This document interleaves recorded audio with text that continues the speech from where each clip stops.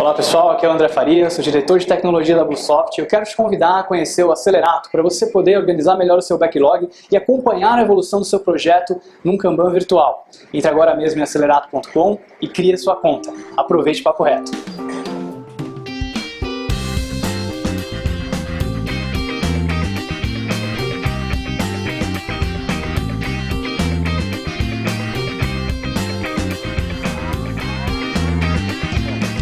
Boa noite pessoal, eu sou o Bruno Mendes, web designer aqui da Bluesoft, e hoje eu vou comentar um pouco sobre uma discussão que eu estou vendo na internet recentemente, que é sobre se o JavaScript vai matar o CSS ou não, né?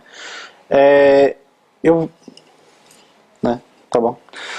Mas para poder entrar nesse assunto, acho que primeiro a gente tem que falar de algumas coisas do porquê que está começando a surgir isso.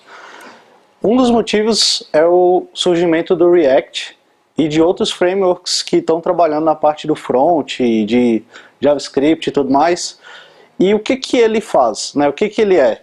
Ele é um framework para poder ajudar o desenvolvimento do desenvolvimento web e que ajuda você a criar um fluxo das coisas do front, né? Tipo, ele ajuda você a criar interações mais ricas com o usuário, ajuda você a criar comportamentos mais avançados e a facilitar esse tratamento do que é exibido ou não e tudo mais, né? O Angular ele é bem parecido com isso, só que a abordagem do Angular da versão 1.0 para o que o React faz é bem diferente, assim. O React ele é muito mais próximo do Web Components, que você consegue encapsular as coisas e você tira muita responsabilidade do resto do DOM, né? E o Angular 2 ele já está seguindo isso, ele é uma cópia descarada do React. Percebi. Haters gonna hate. O que que tem de legal assim no React que o pessoal está começando a adotar muito? A principal coisa dele é a questão do Virtual DOM, né? O Virtual DOM é uma forma que eles encontraram de poder renderizar as páginas bem mais rápido, né? Geralmente quando você vai fazer uma renderização da sua página web, o browser ele trata os componentes, as coisas que estão lá, como uma árvore de DOM, né? Tipo, árvore de elementos, né? Já o React ele consegue encapsular todos os elementos em objetos e em vez, por exemplo, você vai alterar alguma coisa na sua página e você alterou isso daqui, quando você está trabalhando com DOM, ele vai alterar todas as árvores, tudo que tem ali. Então, tipo, ele vai passar por tudo aquilo. No Virtual DOM, ele vai identificar quais elementos que são afetados e ele só vai renderizar de novo aqueles. Então, assim, ele diminui a complexidade e acelera a renderização, o repainting e tudo mais. Só que tem uma questão, tipo, se sua página tem pouca coisa, não faz diferença nenhuma, né? Sua página tem muita coisa, faz muita diferença. Então, é bom lembrar isso que talvez você vá, React e tal, é um tiro de canhão numa formiga, né? Tem que tomar cuidado com isso. E aí tem gente que fala, né, que tipo, o mantra do React é exatamente você parar de pensar no DOM como uma coisa separada do JavaScript, né?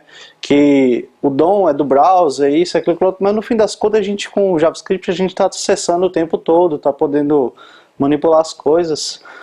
E a outra coisa que o React faz, o Angular 2.0 faz, é isso daqui, que você consegue ter um bloco de CSS dentro do seu JavaScript. E você consegue controlar os estados dentro do próprio JavaScript. O pessoal fala que esse aumento do uso do JavaScript, ele tem a ver com isso, de controlar a funcionalidade, controlar o fluxo das coisas. Então, a grande preocupação é como mudar estados da sua página, né? Que no fim das contas as interações são mudanças de estados, mesmo que sejam sutis, mas que mostrem para o seu usuário que ele tem um feedback, né? Então eles falam que, tipo, através disso daqui, você colocar o CSS lá dentro, você tem um controle maior desses estados, né? Mas o que as pessoas têm contra o CSS? Por que vai parar de usar, sei lá, né? Então a grande preocupação e que o pessoal reclama as principais são essas. Tudo é global. Se você no CSS coloca lá div tal coisa, todas as suas divs da página serão afetadas, né?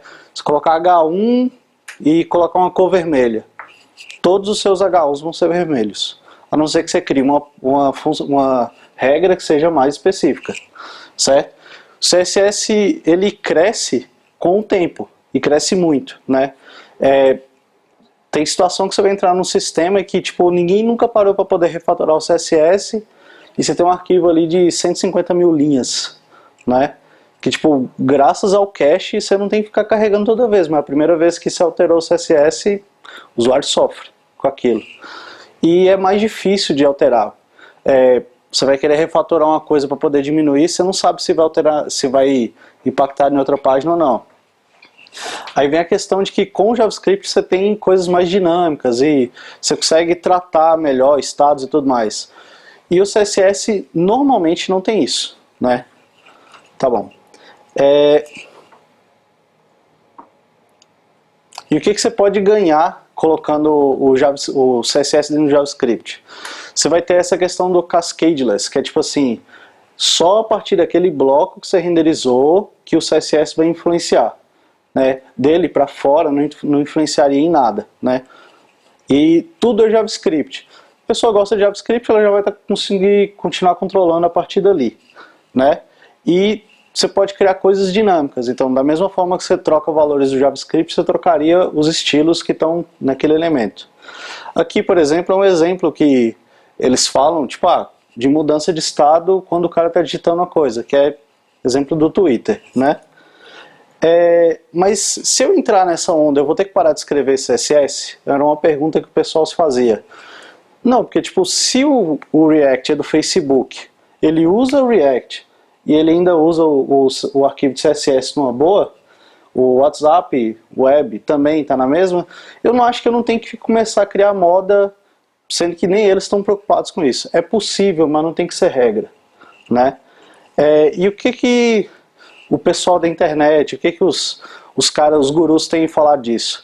Aí o Chris Coy, que foi quem escreveu esse artigo, ele chegou na Lea Verô e perguntou, né, tipo, tem gente que gosta dessa ideia. Aí ela falou, tem gente que come bosta e, tipo, nem por isso parece uma boa ideia, né?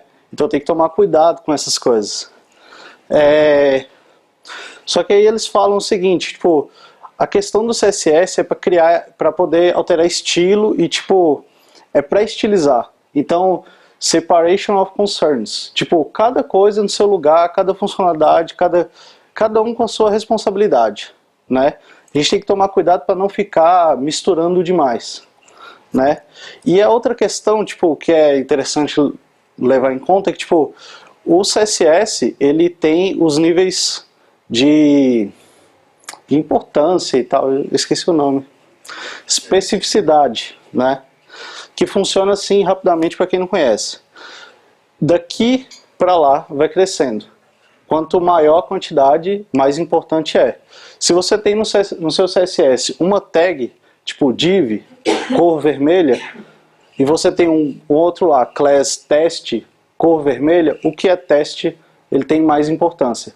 Mesmo que você coloque ali, tipo, div dentro de um body, dentro de não sei o que lá, dentro de não sei o que lá, se tem uma classe, ele é mais importante. Então, vai crescendo com ID e tudo mais. Quando você escreve direto no JavaScript e faz nesse esquema, você já está colocando aqui. Então você perde muito do poder do CSS de criar especificidade. E aí só tem um jeito de resolver isso, que é botando important em tudo, quando você precisar. E isso é complicado, tipo, qualquer web designer odeia isso, né? Eles falam também que com o CSS você consegue controlar essa questão de estados. Se é uma preocupação tão grande, então a gente consegue controlar com classes. A gente tem o BEM, que é tipo uma forma de escrever CSS que é baseado nisso. Tipo, você descrever o estado daquela coisa. Tipo, então você muda a classe, ele vai resolver o problema e é nóis, né?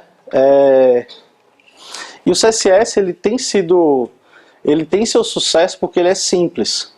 Ele é simples de começar a aprender. Só que a gente tem que tomar cuidado que ele é simples de aprender e sair do lugar. Mas para virar um mestre em CSS é difícil, eu não sou um mestre em CSS e eu tenho muita experiência com isso. Então é uma coisa para se ter cuidado.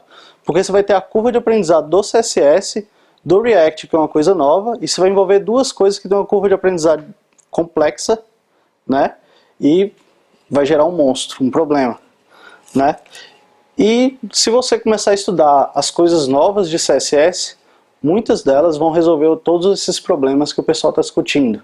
Então, talvez valha a pena entrar na onda de estudar as coisas novas de CSS, estudar as coisas novas de JavaScript, não envolver, não misturar e tal. E também tem a questão, tipo, com isso você perde muito de Progressive Enhancement, que é tipo, criar e se preocupar em tipo, testar e fazer funcionar aos poucos e fazer funcionar com tablet, com celular e tal. E é bom tomar cuidado com isso. Agora, falei demais, o que eu acho, né? Tipo, eu acho que não vai substituir e eu espero que não, porque é assim que as coisas são, né? Tipo, eu não acredito nesse ponto de vista, só para dar a minha opinião. Beleza? É nóis.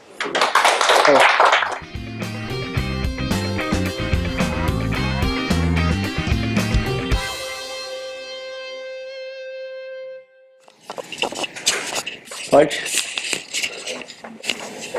Ok. Puta.